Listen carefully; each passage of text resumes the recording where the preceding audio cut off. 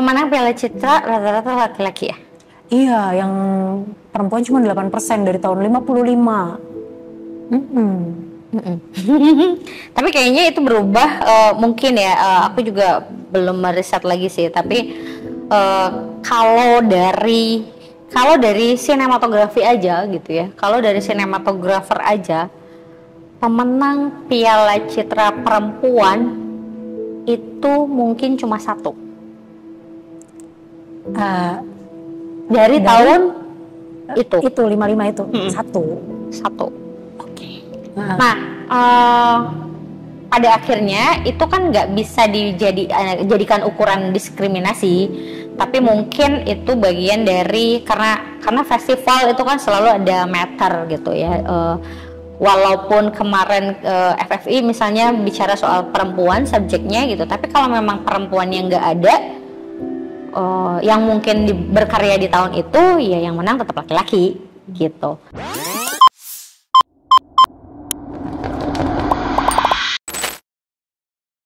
Halo teman-teman, aku Joan. Kita ketemu lagi di Progresif. Kamu belum progresif, yang penting progresif. Ini adalah media alternatif dengan perspektif kelas pekerja. Di episode kali ini kita bahas tentang industri film Indonesia yang dianggap masih maskulin dan belum ramah terhadap perempuan. Menurut Asosiasi Pengkaji Film atau Kafein, keterlibatan perempuan pada 9 profesi kunci produksi film, termasuk sutradara dan produser, jumlahnya kurang dari 20% aja. Di sisi lain, perempuan pekerja film yang terima penghargaan Piala Citra hanya 8% sejak 1955. Apa sih tantangan yang dihadapi perempuan di industri film di Indonesia? Untuk membahas itu sudah hadir bersama kita Mbak Anggi Friska, seorang sinematografer, sutradara, dan perempuan pertama yang mendirikan Indonesia Cinematographer Society.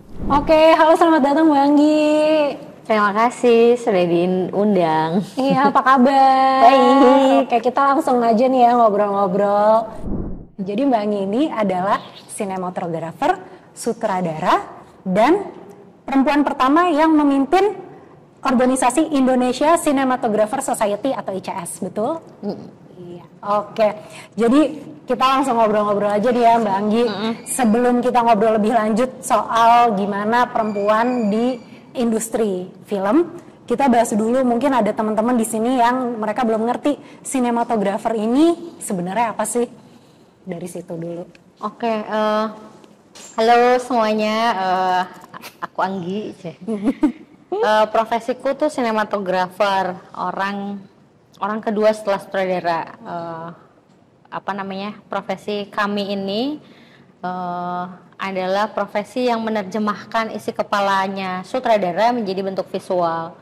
Jadi secara organisasi di instrumen profesi kami ini, sinematografer, itu juga membawahi beberapa departemen. Jadi ada asisten kamera, ada gaffer, ada lighting man gitu. Jadi orkestra lah gitu ya, orkestra dari si instrumen film itu sendiri gitu. Jadi sebenarnya perannya kunci dan penting banget ya, karena menerjemahkan ke dalam visual gitu ya. Sungguh penting. Nah, Mbak semenjak 2022 Mbak sudah terlibat dalam 24 produksi film ya, sekitar itu ya. Nah, gimana sih awalnya itu bisa bekerja di industri film ini? Oke. 2002 itu sebetulnya aku sedikit 2002 itu pertama kali aku masuk mengenal film di kampus Institut Kesenian Jakarta. Jadi saya angkatan 2002 di KJ, awalnya nggak pernah tahu tuh profesi lain di luar dari sutradara.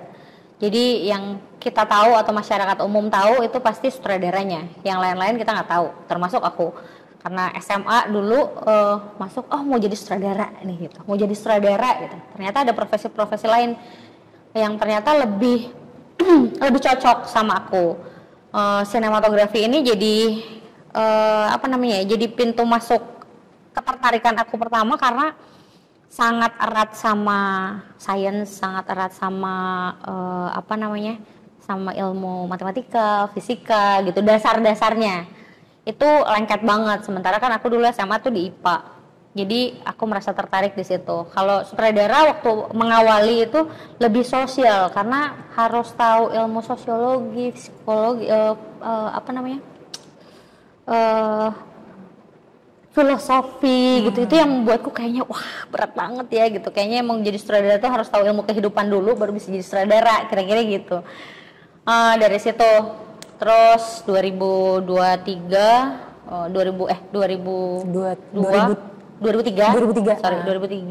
2002 aku masuk, 2003 itu udah mulai magang-magang. Mulai magang-magang bukan di luar sih sebenarnya, tapi masih di dalam. Jadi yang seru dari film itu lebih ke kolaborasi, gotong royong gitu. Jadi aku sering bantuin di kampus, jadi lighting gitu, terus cuma gulung kabel gitu kan. Nah sementara si sinematografi ini tuh dulu itu laki-laki paling banyak. Dulu tuh laki-laki yang banyak gitu. Terus ada beberapa perempuan itu bisa dihitung. Jadi bisa cuma 1-2 gitu.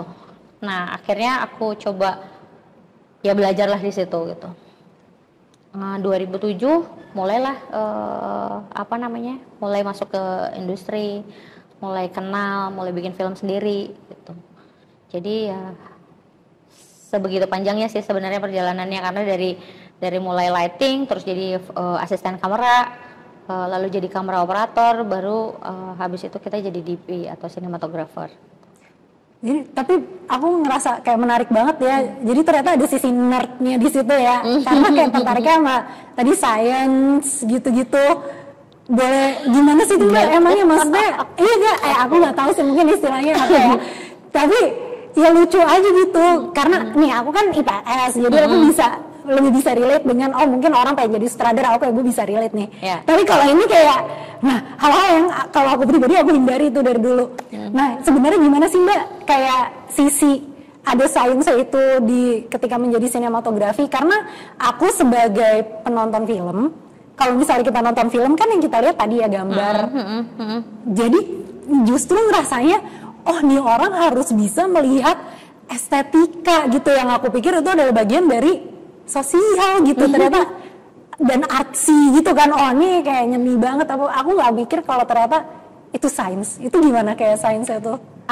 Film itu kalau aku dulu tuh sempat terinfluence dengan kalimat science, estetika, dan teknologi.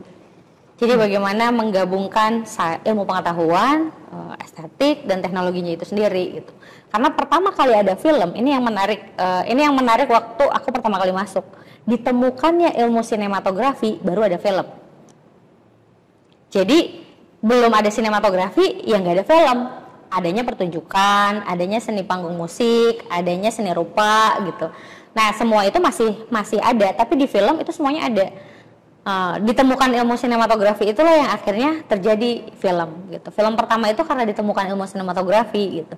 Nah aku sendiri ya semua lensa ini kan semuanya ada angkanya. Ada 2,8, ada 8, ada 4, itu semua harus kita tahu gitu kan, kenapa kita mau menciptakan itu semua gitu kan. Nah menciptakan itu semua itu butuh proses dan butuh basic gitu. Nah aku suka saat itu adalah pertama kali mendalami ilmu sinematografi ini, kita motret pakai seluloid, karena dulu eranya era seluloid, belum digital gitu ya, belum digital, semuanya eranya seluloid di film. Jadi akhirnya kita harus tahu basicnya, bagaimana mengeluarkan warna merah, bagaimana mengeluarkan warna biru, bagaimana lighting itu jatuh ke medianya gitu. Pertama kali yang paling aku ingat adalah satu waktu kita masih magang gitu ya. Kita masih magang, terus di depanku kaca, terus kita tuh masih berdiri di situ jadi kleper waktu itu kan. Jadi kleper terus, woi jangan di situ, sudut datang sama dengan sudut pantul. Dibahasnya pakai ilmu fisika. Sudut pantul ya. Sudut datang sama dengan sudut pantul. Jadi kalau lu kurang paham sih. Iya, ilmu fisika gitu. Jadi kalau lu berdiri di situ depan ada kaca, ya lu mantul, kelihatan juga gitu, mau ngumpet gimana gitu. Kira-kira gitulah. Jadi iya ya gitu ya. Emang sinematografi tuh seseru itu gitu. Banyak, dan ketertarikanku sama matematika itu lumayan ada lah gitu. Meskipun aku tidak kuliah di matematika gitu. Kayaknya aku juga salah jurusan sih sebenarnya. aku tuh suka banget sama matematika gitu, meskipun pada akhirnya aku jadinya ke seni gitu. MIPA mungkin, harusnya MIPA ya. Harusnya MIPA gitu, tapi ya daftar di ITB nggak tembus gitu ya. Di ITB aku daftar astronomi nggak masuk gitu ya, kimia juga nggak masuk ya, jadi ke seni lolos. Tapi yang penting ada, Iya, masih iya. ada nih benang merah ya. Jadi ketika Mbak menentukan gambar, ngatur cahaya gitu-gitu, semuanya ada angka-angka ya tadi Semuanya ada angkanya, semuanya ada angkanya. Even saat cahaya ini masuk ke lensa itu gitu ya, semuanya ada angkanya gitu. Oke, menarik ya. Dan tadi kan Mbak juga cerita kalau sinematografer adalah profesi yang lebih banyak didominasi oleh laki-laki ya, minim perempuan. Nah, apa yang Mbak omongin ini teman-teman juga inline sama hasil riset kajian dari Kafein ya, yang menyebutkan bahwa keterlibatan perempuan di industri film jumlahnya itu belum signifikan gitu ya. Nah, kalau menurut Mbak Anggi sebagai orang yang benar-benar ada di situ di tengah dominasi laki-laki, itu kenapa di industri film, dan mungkin kita juga boleh ngomong awalnya kenapa di sinematografi dulu deh Ya. yang paling dekat dulu ya, kenapa di sinematografi itu dikit perempuannya. Survival, jadi tingkat survive-nya gitu ya. Gimana tuh? Tingkat survive-nya di industri ini itu sebetulnya memang butuh lebih besar dan lebih panjang, nggak cuma sekedar fisik tapi mental, terus kesiapan secara psikologis. Nah, psikologis ini kenapa jadi penting? Itu sebetulnya dulu gitu ya, dulu itu aku masih belum merasa bahwa apa ya, kayak cewek di sinematografi ya keren gitu. Dulu tuh masih cuma ya udah keren nih kayaknya gitu ya. Keren nih di belakang kameranya gede gitu. Tapi seiring berjalannya waktu sebetulnya positioning itu berbeda, karena sebetulnya sebagai sinematografer kita nggak juga harus pegang kamera gitu. Jadi positioning keren itu sebenarnya udah nggak ada, karena memang sinematografer itu nggak juga harus pegang kamera. Secara konsep dia bisa terus muncul gitu kan. Nah, tapi ketika kita masuk ke area lebih berpikir family resilience gitu, lebih memikirkan keluarga gitu, sistem ini tuh belum kebangun di Indonesia. Artinya kalau mungkin harus ada riset tambahan. Berapa persen ketika kamu mengerjakan tugasmu atau kamu sedang bekerja, berapa persen waktu untuk keluarga? Itu pasti jawabannya 10%. Anak misalnya ya, buat cewek-cewek gitu ya, buat cewek-cewek yang mungkin udah punya anak, masa iya dia mau meninggalkan anaknya gitu. Nah, kerentanan ini yang membuat dinamika perempuan itu lebih sedikit. Tuh. Lingkungannya sudah well gitu, tapi secara sistem belum well. Kalau aku tumbuh di lingkungan yang sehat, alhamdulillah gitu ya, maksudnya tidak ada diskriminasi, justru malah support sistemnya juga lumayan kencang gitu, bahkan selalu mensupport kalau lu mau jadi DP sebagai DP perempuan saat itu, waktu belum jadi DP, waktu belum jadi sinematografer, itu dia bilang lu yang penting spirit semangat lu tuh harus 300% daripada laki-laki. Karena pasti di depannya itu ada kerentanan. Kerentanannya bukan cuma soal menurut aku kalau lingkungan itu bisa dipengaruhi ya. Tergantung, kalau kitanya memang nggak pengen ada di lingkungan itu kan kita bisa speak up gitu. Tapi kalau kerentanan yang terjadi di keluarga itu kita nggak bisa tahan, karena itu kan growing. Kita kan tumbuh sebagai manusia dewasa, perempuan gitu kan, perempuan yang pasti pengen juga punya anak, mungkin menikah, keluarga, menumbuhkan anak.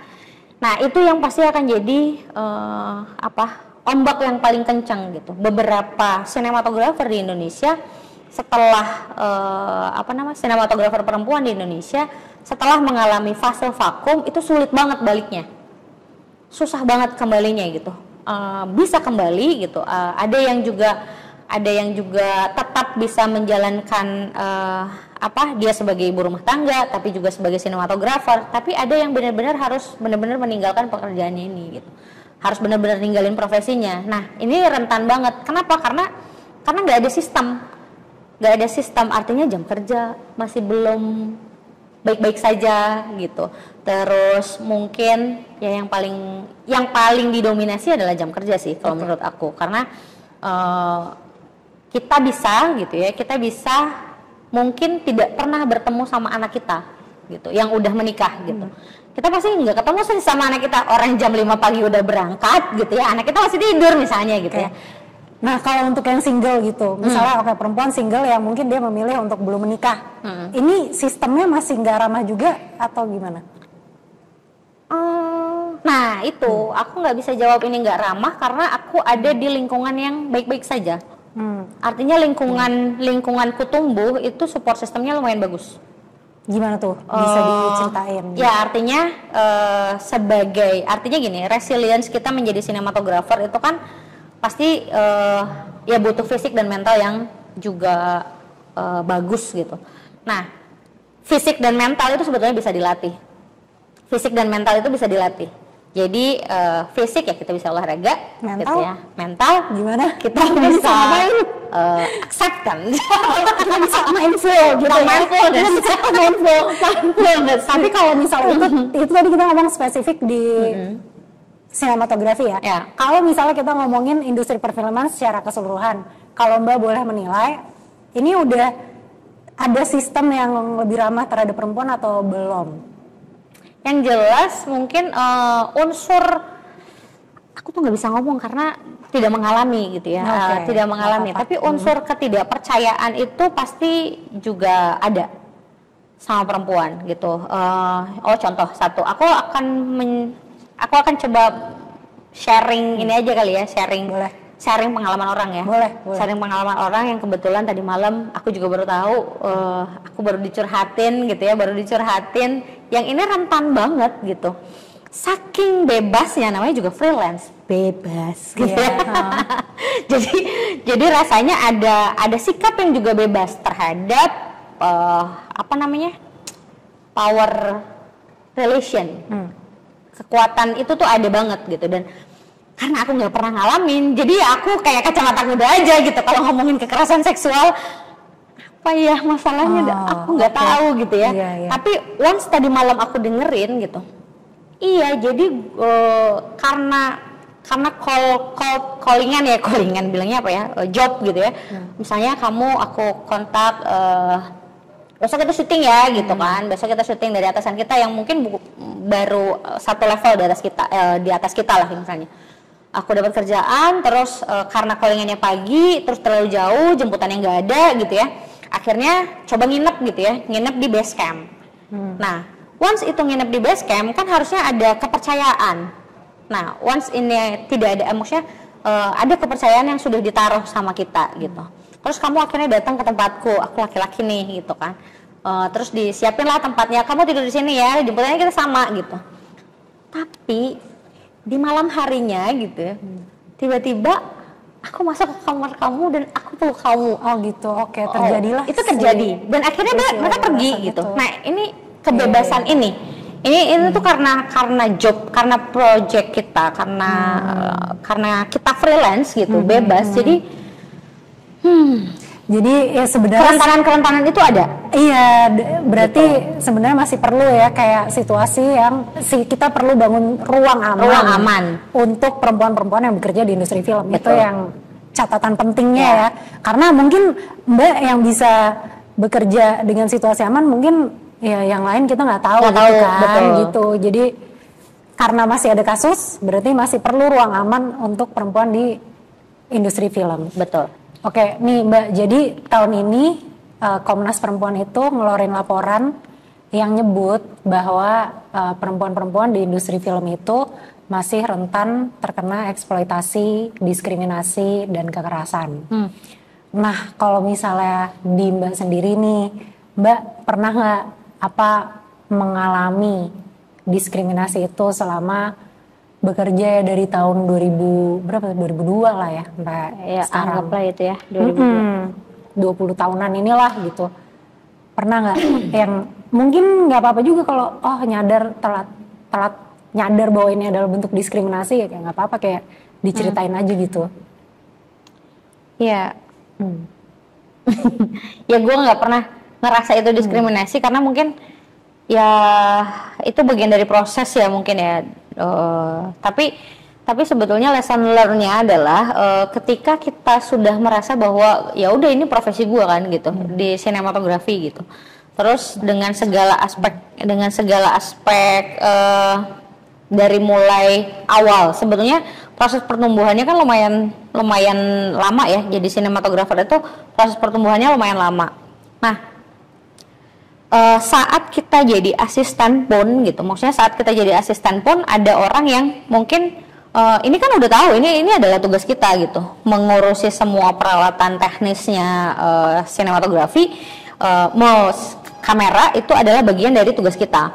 Misalnya kayak ngangkat box, tripod, lensa yang sebetulnya kalau dulu ya film gitu, waktu aku masih jadi loader itu kan bagian dari tugasku yang harus mengangkat itu semua gitu. Jadi ada teriakan-teriakan, wah bantuin angkatin itu cewek lo gitu kan. Ya itu peduli kan gitu. Tapi aku ngerasanya gini, udahlah nggak apa-apa itu kan tugas gua gitu. Jadi itu pun juga membuat kita bertumbuh sebetulnya gitu. Itu membuat kita bertumbuh, kita harus tetap mengerjakan tugas itu karena kita bagian dari tugas itu. Apa lagi ya? Gak ada sih. Kalau misalnya kayak yang pernah Mbak dengar dari teman-teman gitu-gitu, ya soal gimana kayak ya ini yang pernah aku dengar gitu. Misalnya ada beberapa film gitu yang mungkin action gitu kan atau handheld gitu kan. Kita kan kadang-kadang apalagi badan gue dulu kicik banget ya gitu, kayak kecil gitu. Emang bisa ya gitu ya bawa kamera segede itu gitu. Tapi meskipun sebetulnya kalau misalnya kita bicara lagi soal sinematografer dan kita adalah konseptor gitu, kita bisa menunjuk kamera operator gitu. Kita bisa menunjuk kamera operator yang sesuai untuk si filmnya, karena sinematografer sendiri bukan cuma sekedar teknisnya, tapi bagaimana konsep visual ini bisa terjadi gitu. Nah, sebatas itu sih, lebih ke fisik ya, lebih ke fisik mungkin karena kita perempuan. Lebih ke fisik mungkin karena kita kecil gitu. Tapi yang lain-lainnya aku nggak pernah anggap sih, maksudnya yang kayak gitu-gitu juga aku nggak pernah anggap. Ya nggak apa-apa juga gue kecil kan, gue bisa tunjuk orang, tenang aja lah gue bisa bayar orang misalnya gitu ya. Tapi gue nggak pernah kayak gitu sih. Tapi karena nggak pernah ada juga yang akhirnya ya itu tadi, karena aku tumbuh di lingkungan yang sebetulnya growingnya itu ketahuan gitu. Aku juga ikut sama sutradara-sutradara yang sebetulnya udah punya resilience sendiri di lingkungannya gitu. Kayak Nia Dinata selalu bicara soal keamanan gitu, apalagi dia kan juga speak up banget kan soal itu gitu. Terus yang lain-lainnya juga gitu. Jadi aku pikir jarang banget gitu. Cuman yang lain-lain pasti ada.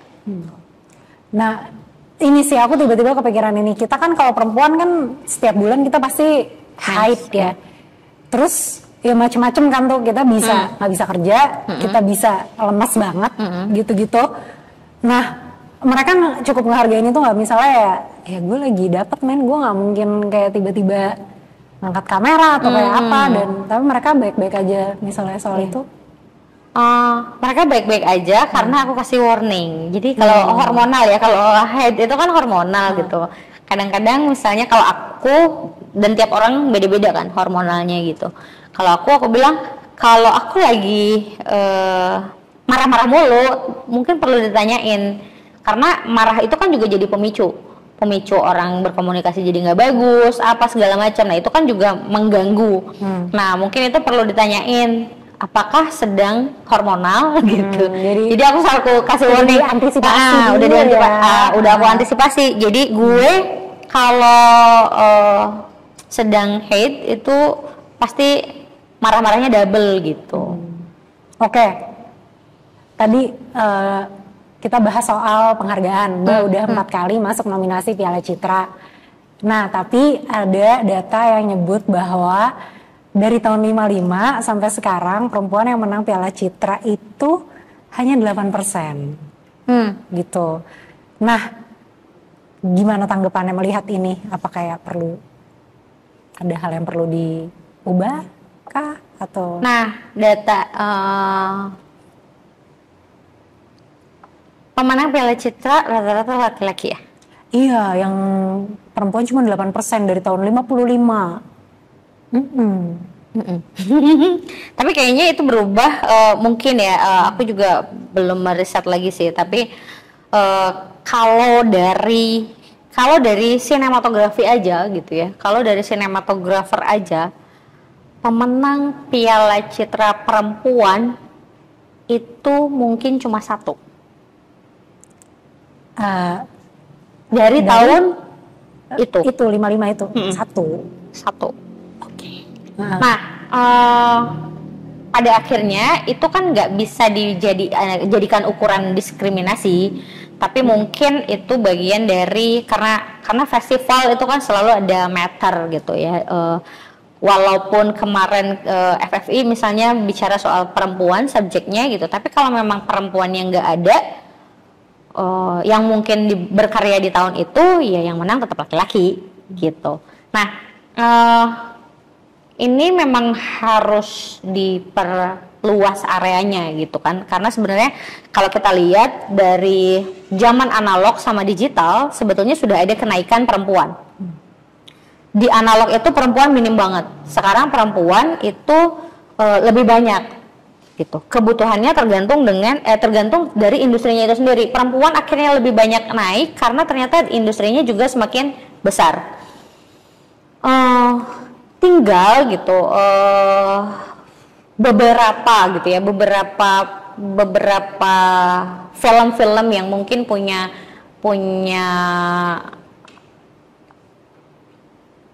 kesempatan gitu ya untuk membuat sesuatu yang lebih besar gitu. Kesempatan ini belum ada di perempuan gitu. Kesempatannya mungkin belum ada di perempuan, tapi sudah mulai terlihat adalah pintu masuk perempuan ini untuk masuk gitu. Nah, kalau dari yang Mbak bilang udah ada pintu bagi perempuan-perempuan ini untuk masuk, pintu ini udah cukup merepresentasi belum untuk perempuan dalam produk film dan tayangan di televisi gitu, atau perlu lebih luas lagi, atau udah cukup representasinya sekarang gitu? Perlu diperluas, tapi kesulitannya di industri ini itu ukurannya subjektif. Ukurannya subjektif. Ukurannya masih sangat subjektif, ukurannya masih sangat kekeluargaan, ukurannya masih sangat pertemanan. Jadi sebaik-baiknya kita berteman sama banyak orang. Oke. Jadi kalau misalnya pengen memperluas representasi, berarti kita perluas juga ukurannya gitu. Ya, jangan hanya pertemanan, jangan hanya subjektif. Gitu, artinya gitu ya. perlu dibangun lagi sistem dan ekosistemnya. Itu tadi yang di awal kita sempat bilang, bahwa bagaimana membangun sistem lebih komprehensif buat perempuan. Karena banyak perempuan-perempuan yang akhirnya kandas mimpinya gitu ya, karena permasalahan-permasalahan yang sebetulnya lebih bersifat personal gitu ya. Maksudnya bukan personal ya, resilience keluarga, family resilience gitu. Karena misalnya gini, kalau di umurnya saya nih udah hampir kepala 4 gitu. Udah hampir kepala 4. Kebetulan saya nggak punya anak. Jadi produktivitas kita masih bisa terus produktif kan gitu. Karena kan nggak punya border. Kita nggak punya border. Tapi kalau once dia udah married dari umur 30 gitu kan, di umur 30 dia married, terus pada akhirnya memutuskan untuk tidak bekerja lagi di industri film karena alasannya film industri kita itu nggak ramah untuk perempuan yang punya anak gitu. Untuk perempuan-perempuan yang punya anak yang bisa ramah itu karena dia bekerja di perusahaannya sendiri. Contoh misalnya kita bisa sering lihat ya, Camilla Andini sering bawa anaknya gitu ya di lokasi karena kan perusahaan sendiri gitu. Tapi kalau misalnya dia kerja di orang lain belum tentu. Belum tentu itu terjadi. Ataupun kalaupun misalnya itu terjadi gitu, ya positioningnya sebagai director. Tapi kalau asisten emang bisa? Asisten kamera bawa anak gitu kan. Sementara anaknya ini kan juga butuh perhatian gitu, butuh gitu, kondisi itu tuh butuh gitu. Nah, ini yang sebetulnya jadi apa ya, jadi mengeliminasi, kalau menurut aku tuh ini mengeliminasi perempuan-perempuan untuk mau struggle. Jadi harus ada dua pilihan gitu ya. Pilihannya adalah terus berkarir atau keluarga gitu. Nah, sementara mungkin perempuan-perempuan yang akhirnya menanggalkan profesinya itu karena lebih memilih keluarga dibanding profesi gitu. Tapi kalau seandainya itu semua atau itu semua diatur oleh sistem gitu, setidaknya mereka masih tetap bekerja dan masih bisa berbagi untuk keluarga gitu. Kalau di luar ini saya sering dengar gitu ya, mereka itu bisa membatasi waktunya mereka gitu. Sabtu Minggu saya nggak kerja, saya ini waktu untuk keluarga gitu. Ya, at least ada sebagian waktunya yang disisihkan untuk keluarga. Tapi kalau di industri ini pasti banyak dinamika yang terjadi di keluarganya kalau dia tetap memutuskan dia tetap memutuskan untuk di industri ini. Ini bukan based on riset, tapi coba di riset bagian itu sangat berpengaruh pasti. Oke. Kalau Mbak di antara sesama pekerja film yang perempuan nih pernah berkumpul dan diskusiin masalah-masalah yang dialami sesama pekerja perempuan nggak? Sempat dulu kita bikin satu diskusi woman filmmaker, female cinematographer gitu kan. Sebetulnya apa aja sih masalah-masalah yang terjadi gitu di industri film gitu. Tapi memang yang paling nggak resilience itu lebih ke waktu sih gitu, lebih ke yang tadi aku ceritain gitu. Jadi keluhan utama selalu waktu, terutama bagi mereka yang udah berkeluarga ya gitu, dan kesulitan untuk kembali lagi ke pekerjaannya gitu. Walaupun bisa mereka balik gitu, tapi itu akhirnya butuh waktu untuk, karena jadinya kan starting from zero lagi ya gitu. Jadi memulainya itu dia harus kenalin diri lagi apa segala macam, karena pasti waktu vakumnya itu nggak mungkin cuma 1 tahun atau 2 tahun. Waktu vakumnya itu kan nunggu anak sampai misalnya umur 9 tahun gitu, atau 10 tahun gitu. Iya sih. Tapi itu hanya ini nih, perkumpulan ini yang diskusi ini cuman terjadi di sesama sinematografer atau kayak yang ada pernah ngadain atau ngobrol sama yang bukan sinematografer juga? Belum sih. Kalau sampai yang umum itu belum. Lebih ke lingkarannya kita gitu kan, karena mungkin waktunya bisa jadi ya maksudnya mungkin karena akunya juga ketemunya sama mereka-mereka aja sih gitu. Oke.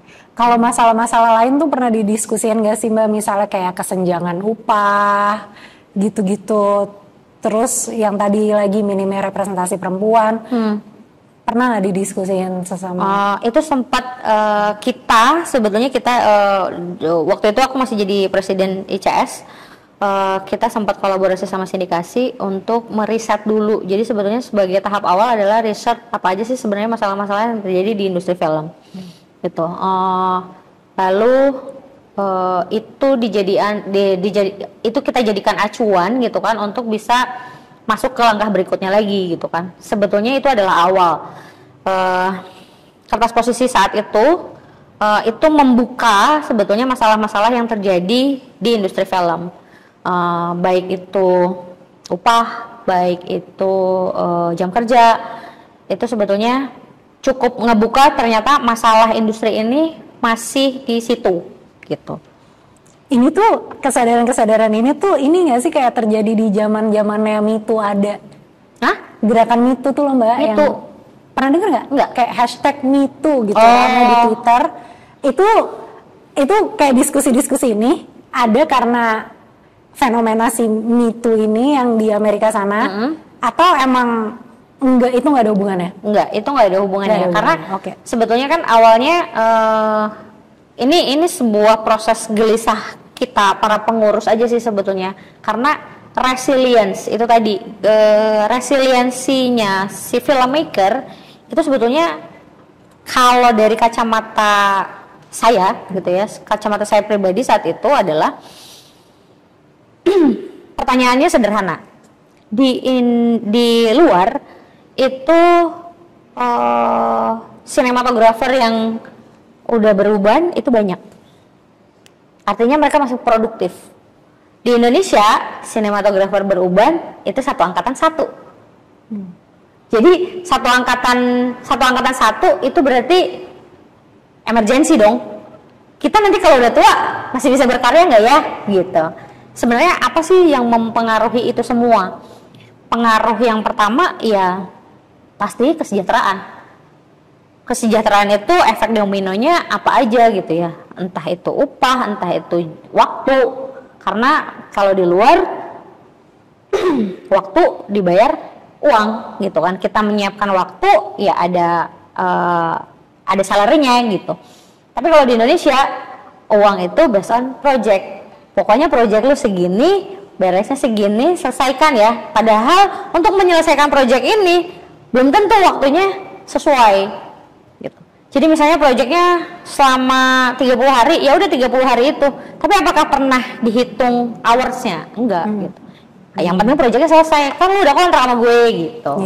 Nah, kegelisahan itu ya sebetulnya yang membuat akhirnya itu mempengaruhi kesehatan, baik itu kesehatan fisik atau kesehatan mental, gitu.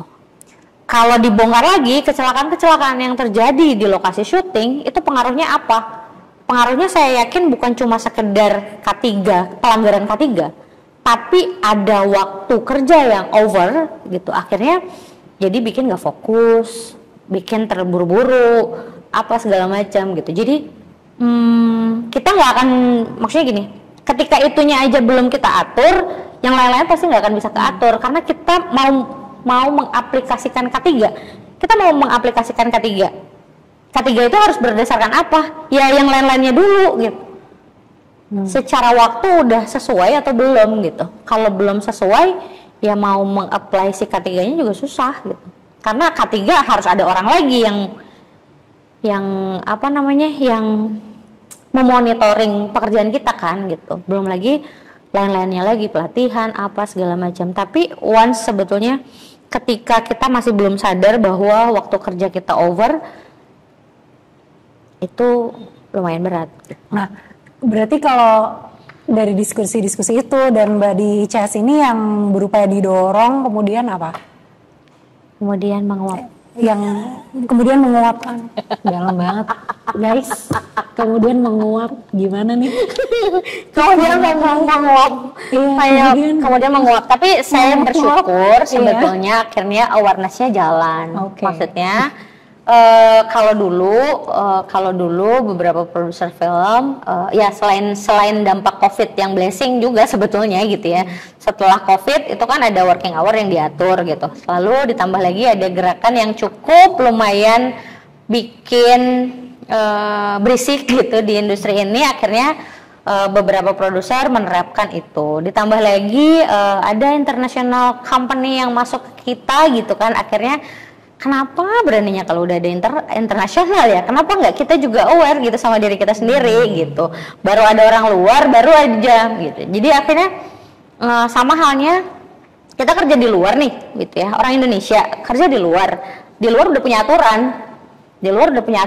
Kenapa kalau kita kerja di luar terus aturan itu berlaku, tapi balik lagi ke Indonesia aturan mengikuti, nggak ada aturan gitu. Ya harusnya gitu ya, harusnya kita belajar di luar, oh ada aturannya dibawa dong ke Indonesia gitu. Jangan balik lagi ke nggak ada aturan gitu. Di luar bisa kok kita beradaptasi dengan aturan itu, dan produser mau gitu untuk apply aturan itu. 14 jam, hari Sabtu sama Minggu kru-krunya Sabtu Minggu dianggap lembur gitu kan. Karena dianggap kalau di luar itu Sabtu Minggu itu dianggap waktu hari libur keluarga gitu. Kalau kita ambil waktunya berarti lo harus double, kira-kira gitulah. Kalau di luar mereka mau kok gitu. Tapi kenapa waktu balik ke Indonesia ikut ke aturan Indonesia yang gak ada aturan gitu. Jadi tapi blessing sebetulnya ada ya banyak dari hasil hasil diskusi kita sama sindikasi itu akhirnya ada awareness yang kebangun gitu. Ada yang sudah berjalan gitu. Meskipun belum banyak. Kalau menurut Mbak ya, ekosistem dunia film yang ideal tuh gimana sih? Respect. Kayak gimana? Ya respect. Respect tuh banyak banget ya. Iya, makanya banyak banget, kayak luas banget gitu. Respect. Gede banget nih. Respect terhadap hak jam kerja orang gitu misalnya. Respect terhadap profesi yang kita profesi yang kita berikan gitu. Jadi bahwa sebetulnya respect itu bukan cuma soal uang, tapi profesi kita itu sebetulnya harusnya sudah bisa diukur. Profesi si head of division ini itu adalah ujung tombak kreatif untuk film. Filmmaker bisa bikin film, nggak pakai duit, nggak ada investornya tuh dia bisa bikin film. Tapi investor tidak akan pernah bisa bikin film kalau nggak ada filmmaker. Jadi being respect each other, jangan menjadikan uang sebagai kekuatan untuk mengatur filmmaker untuk patuh terhadap apa yang menjadi nilai business value-nya aja sih. Kalau tadi kemauannya udah jelas, menurut Mbak nih, apa yang perlu dilakukan oleh semua stakeholder di ranah perfilman agar mencapai ekosistem ideal yang penuh dengan rasa saling menghormati tadi? Kalau bahasanya itu collective agreement. Oh, gimana tuh?